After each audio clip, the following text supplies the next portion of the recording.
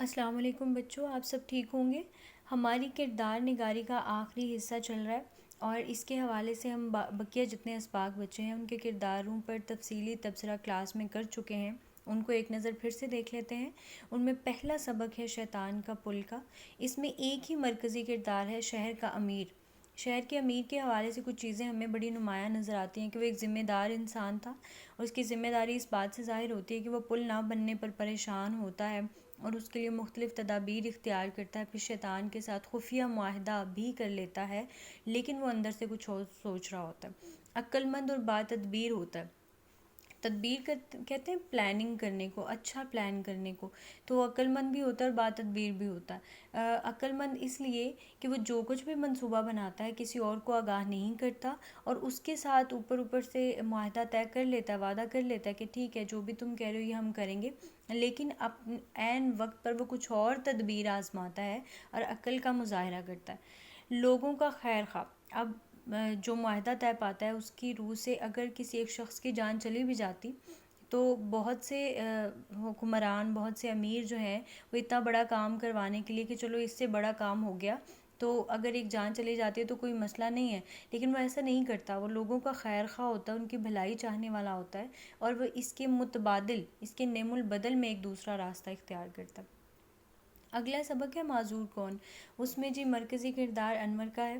اس کے بہت سے اوصاف نظر آتے ہیں۔ پہلے ہی منظر میں جہاں پر اس کے استاد نے اس کی تعریف کی وہاں سے پتہ چلتا ہے کہ وہ محنتی بھی ہے، مستعد، چست، ایکٹیو بھی ہے، ماہر بھی ہے۔ ان ساری چیزوں کا اس بات سے پتہ چلتا ہے کہ وہ اس میں وضاحت سے بتاتے ہیں کہ وہ جدید سے جدید قسم کی گھڑیوں کو منٹوں میں ٹھیک کر لیا کرتا تھا اور ان کو پہلے والی حالت میں واپس لے آتا تھا۔ معذور تھا اور یہ اس کا بڑا نمایاں وصف ہے جس کے باوجود وہ باقی ساری خوبیوں کا حامل ہوتا ہے جو بہت سے نارمل لوگوں میں بھی نہیں ہوتی۔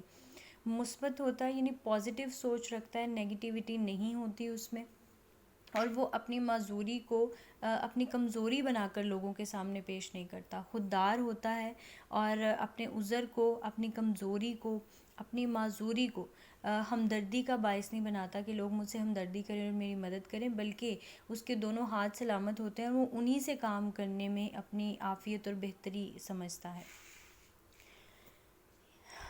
یہاں پر اگلا سبق ہے کھیر کی دیگ۔ اس میں جو بنیادی کردار ہمیں نظر آتا ہے ہر منظر میں وہ شوقی یعنی مصنف کا ہے جو خود اپنی کہانی بیان کر رہے ہیں۔ دل جمعی سے کام کرنا، پہلے پیراگراف سے پتہ چل جاتا ہے کہ وہ کہتے ہیں کہ وہ سارا دن کام کروانے میں جتے ہوئے تھے اور ان کو کھانے پینے کا کوئی ہوش ہی نہیں تھا۔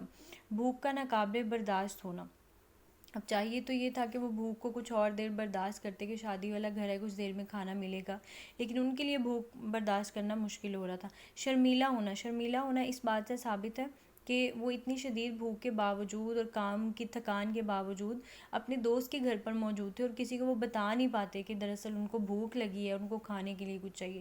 بغیر سوچے سمجھے کھانے پر ٹوٹ پڑنا، یہاں پر جی ایک بڑی بنیادی چیز ہے جو سیکھنے کو ملتی ہے کہ چاہے جیسی بھی کیفیت ہو انسان کو اپنے احوال پر قابو پانا چاہیے اور کھانے پینے کے لحاظ سے بہت ہاتھ قابو میں رکھنا چاہیے۔ یہاں سے انسان کی اخلاقیات کا علم ہوتا ہے۔ مذاق کا برا نہ منانا، اب جب ان کا حلیہ بگڑ جاتا ہے اور چچا بھی اور دوست بھی ان کو دیکھ کر ہنس رہے ہوتے ہیں تو وہ برا نہیں مناتے کہ یہ کیوں کر رہے ہیں، بلکہ وہ ان کے ساتھ شریک ہو جاتے ہیں کیونکہ وہ اس کو بہت عام سی چیز، معمولی سی سطحی چیز لے رہے ہوتے ہیں۔